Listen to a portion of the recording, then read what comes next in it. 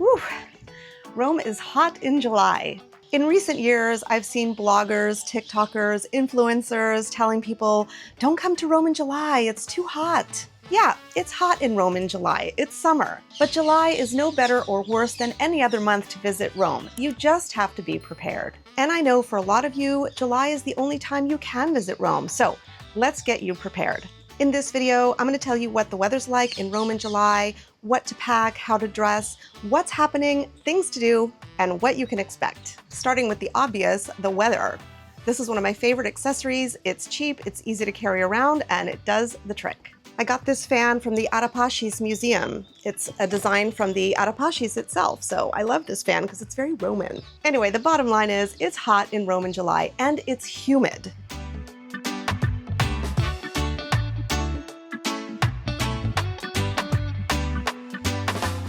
So you're going to want to prepare for this. You're going to want to plan for sightseeing in the morning and again in late afternoon, and avoid sightseeing in the middle of the day. This will also help with the crowds as well, because generally sites are busier in the middle of the day. So if you go first thing in the morning, it tends to be cooler, maybe a little bit less crowded, and the same is true for the end of the day, close to closing time. The Vatican has the same hours year-round.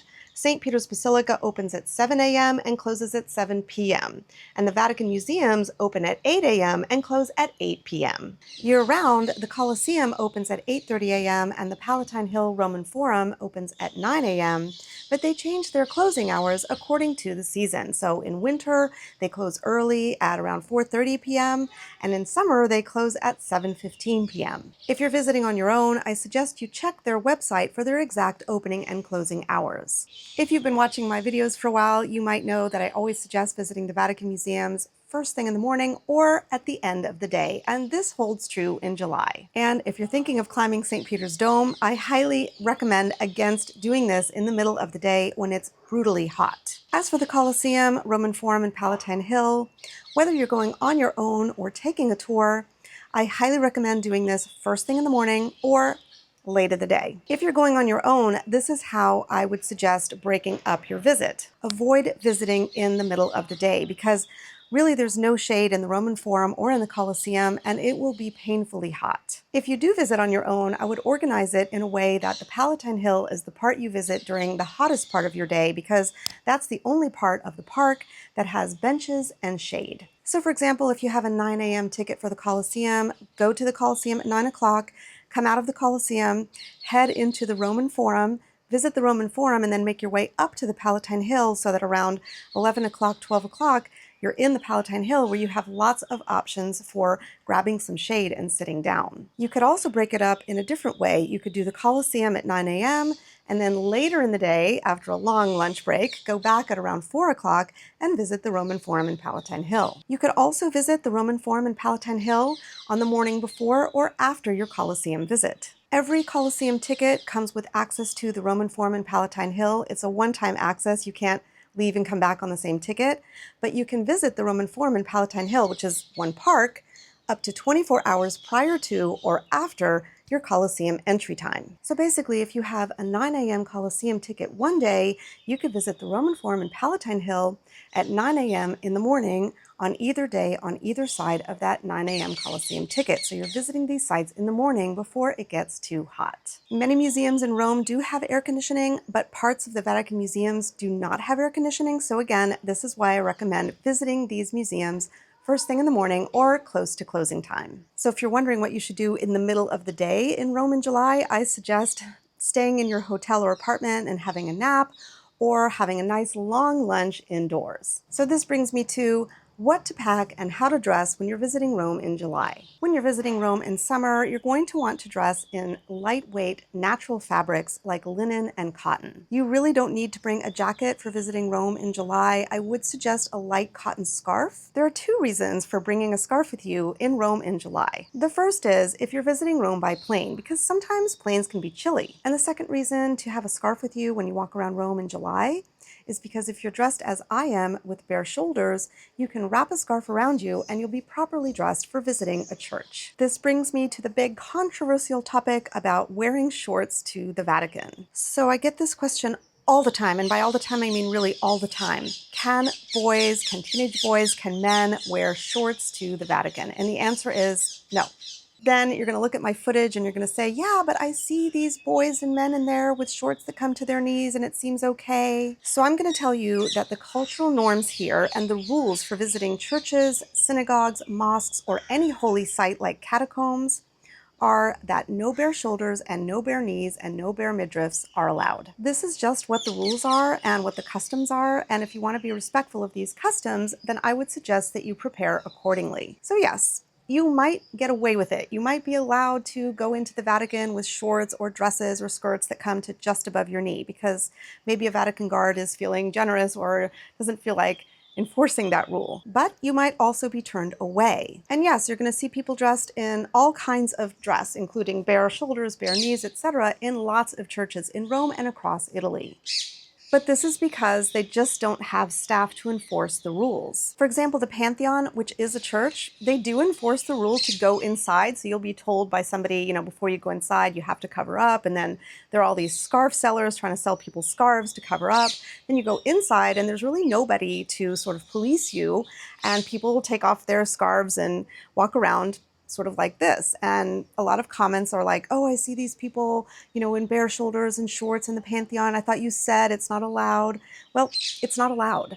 So this comes down to you and what you feel comfortable with. If you want to try to quote unquote get away with it, see if somebody's going to let you in, that's up to you. I would not risk getting turned away. So there are two really easy ways to do this. First of all, the scarf. So you can walk around in bare shoulders like this, and then to go into any church, you just wrap that scarf around you, wear it while you're in the church, and then take it off when you leave. And the second solution is how to cover your knees. So in my case, if I know I'm going to the Vatican, I just wear a linen dress that comes to just below my knees, or I'll wear flowy, light, comfortable linen pants. And for men, boys, or anyone who wants to wear shorts, I suggest buying these hiking pants that have removable bottoms. Basically, the bottoms zip on and off, so you can keep the bottoms in your backpack until you arrive at the Vatican or whatever church you're visiting, put the bottoms on to visit that site, and then when you leave, take them back off again. As for shoes, I do not recommend flip-flops. Rome is not a city for wearing flip-flops. It's just that the streets are really hard on your feet. You're going to do a lot more walking than you think, and I think your flip-flops are going to break. You are probably going to want to wear sandals, though, just because it is so hot, so I would suggest really sturdy sandals, good walking shoes. And I would suggest bringing a second pair of shoes with you that's a closed shoe just in case. The most important thing is that your shoes are comfortable and already broken in. Lastly, don't forget to bring your sunglasses, a wide-brimmed hat that ideally has sunscreen built in, and maybe some bug spray. If this is your first visit to Rome, you may want to jumpstart your trip with my free Quick Start Guide to Rome. It's linked in the description below. Speaking of ebooks, you may also be interested in my Rome in July ebook that comes complete with my suggested 3-day itinerary for Rome. I'm linking to this in the description below. So where should you stay when you visit Rome in July? So I have two different suggestions for you depending on what you're looking for. The first suggestion is to consider staying in a neighborhood like San Giovanni Re di Roma. These are two neighborhoods that are sort of overlapping with each other. They're also both the names of metro stops. The reason I suggest staying in this neighborhood is because it's a little bit outside of the center, but it's really easy to reach the center on the metro. This way, you're a little bit away from all the crowds. But by staying in San Giovanni and Re di Roma, you're in an area that's close to a lot of parks, such as the Aqueduct Park and the Appian Way. After that, as for specific places to stay in these neighborhoods, I suggest going on to booking.com and doing some filters for what you're looking for. For example, price, whether you're looking for an apartment or a hotel, amenities, etc. The second suggestion I have for where to stay in Rome in July is at a hotel with a pool. I also get this question all the time in the summer. Where can we stay in Rome that has a pool? Summer is a time for family travel. People are traveling with kids, and kids want to cool down in a pool, although I think adults like cooling down in pools as well. Finding a hotel with a large pool in the center of Rome is not that easy, but they do exist. A couple of examples include the Villa Agrippina, the Cavalieri Waldorf Astoria, the Parco dei Principi, and the Aleph Hotel. Now, I've just named some luxury 5-star hotels, so this may not work for everyone. I suggest going on to booking.com and filtering first for Rome hotels with a pool. The next thing is the location. A lot of places that have pools list themselves as being in Rome, but they may be pretty far from the city center. Some of these are brand hotels that some of you may know and even have points with, like Hilton and Marriott. And so this might work for you. You may enjoy being a little bit out of the city center and just having that pool and shuttling into the center when you want to go sightseeing. If you plan to stay in one of these hotels, just be aware of how far it is from the city center and make sure you understand the logistics of getting in and out of the center for when you want to go sightseeing. On Booking.com, you can also filter for a lot of other things, and one of the things I filter for are the reviews. I always filter for things that are at least 8 and above or even 9 and above. Once I select a place, I read the reviews, and the key is to see if the reviews are consistent. Also, if there are any negative reviews, I like to see how the management responds. Finally, take a look at the pictures, because if you are looking for a place with a pool in Rome in July, there are places that have really small sort of waiting pools, just a way for you to cool down. And then there are the big hotels that have the huge pools that you can really swim in. So make sure to get what you really want. So is it crowded in Rome in July? In some ways, yes, and in some ways, no. Obviously, summer, July, is a popular time for families to travel. And in Rome, especially at the Colosseum and the Vatican and major sites like Piazza Navona, the Pantheon, the Trevi Fountain, you're going to find big crowds. On the other hand, this is also the time of year when a lot of Italians leave the city and head for the mountains or the beach. So you may find that if, for example, you stay where I suggested in San Giovanni, which is more of a local neighborhood, it's a little bit less crowded and congested than the neighborhoods that are in the historic center. And as always, when visiting Rome any time of year, just make a plan. Make sure to pre-book the things that you really want to visit. Specifically, this refers to the Colosseum and the Vatican, and perhaps the Galleria Borghese. So what foods are in season in Rome in July? As you can imagine, this is a great time of year to eat all of those summer fruits and vegetables. So look for peaches, plums, apricots, and melons. And vegetables in season include spinach, eggplant, zucchini, and peppers.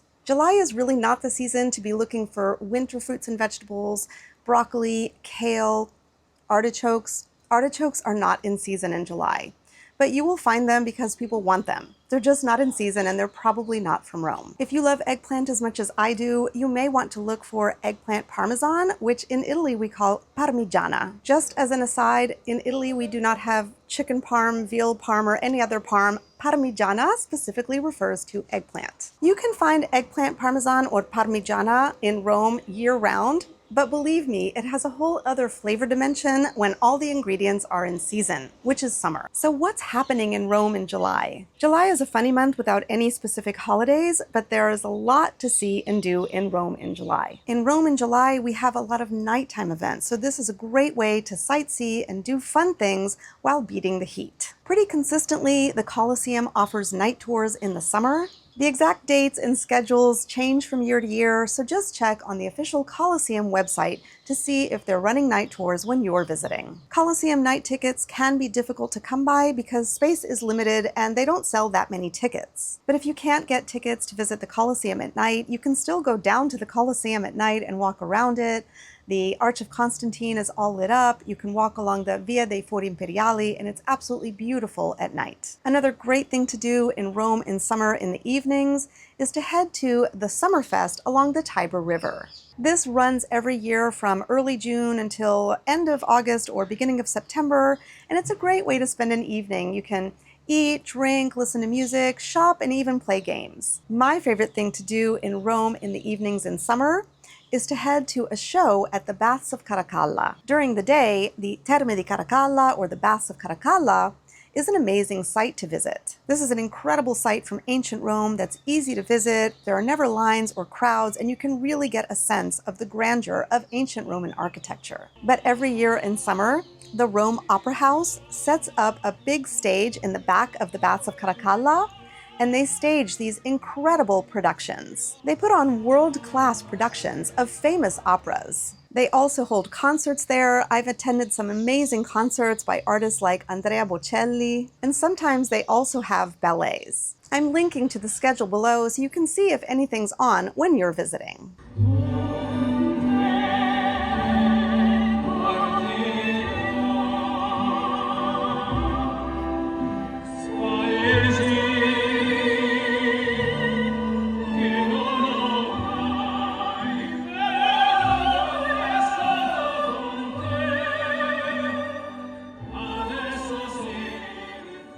If you love Rome in summer as much as I do, you may want to order my Rome in Summer photo book. For those of you who are into shopping, you may be interested to know that July is the start of the summer sale season. In Italy, we have sales twice a year. Winter sales tend to start the first Saturday of January, and summer sales tend to start the first Saturday of July. This is also the time of year when all the new fall fashions are coming out. Finally, a few free things you can do in Rome in July include the sites that are open on the free Sunday. On the first Sunday of every month, including July, state-run museums are free for everyone. State sites include the Colosseum, the Roman Forum, and Palatine Hill, but these are going to be the most crowded, so I suggest you visit different sites. I did a video for you about ancient Roman sites besides the Colosseum, so you can check that out for ideas for places to visit on the free Sunday. For example, other free sites include the Baths of Caracalla, Ostia Antica, Castel Sant'Angelo, and the Pantheon. And unlike in many other Italian cities, civic museums are also free on the free Sunday. These include the Capitoline Museums, Trajan's Market, and the Arapacis. The Vatican museums are normally closed on Sundays, but on the last Sunday of every month, the Vatican museums are open and they're free. This is probably my least favorite way to visit the Vatican museums. The hours are reduced, so there are more crowds than ever. So I really don't recommend this unless it's the only day you have or you're visiting Rome on a budget, in which case, get down there as early as you can. Whew, it's hot. Okay. So speaking of the Vatican, the Pope does not hold general audiences on Wednesdays in July. July is typically the month when the Pope goes to the papal residence at Castel Gandolfo. During his pontificate, Pope Francis famously did not go to Castel Gandolfo during the month of July. But Pope Leo has decided to bring back this tradition, and he will be spending the month of July at the Apostolic Palace in Castel Gandolfo. He will be holding some public events there, so you should check his schedule to see if there's anything you want to attend. As for day trips from Rome in July, I would suggest visiting places that cool you down. Rome is only half an hour to an hour from some wonderful beaches, most of which you can reach using public transportation. I did a video all about my favorite beaches near Rome, so you can check that out for more details. I would also suggest visiting places like the Gardens of Nympha or the Villa d'Este in Tivoli. As for visiting archaeological sites on day trips from Rome in July, just be aware of how hot it can be in the middle of the day. For example, two of my favorite archaeological sites near Rome include Pompeii and Hadrian's Villa, but if you visit them on a day trip from Rome, you're going to wind up arriving there at around 11 o'clock when the sun is directly overhead. And these sites just don't offer that many opportunities for shade. So if you do visit these sites, make sure to wear a hat, sunscreen, and bring lots of water with you. Ostia Antica is a little bit different. It's only half an hour outside of Rome, and it's right near Ostia Beach. So you can make a plan to visit Ostia Antica first thing in the morning or close to closing time and combine it with a beach day. Some great tours that I suggest taking in Rome in July include an e-bike tour on the Appia Antica, a golf cart tour, or a scooter tour. And again, for all of these tours, I recommend going first thing in the morning or later in the day. I've been filming this for you over the course of the morning, and it's now getting to be close to noon, and it's really, really hot. So if you are looking for ways to keep cool in summer, do not miss my video right here.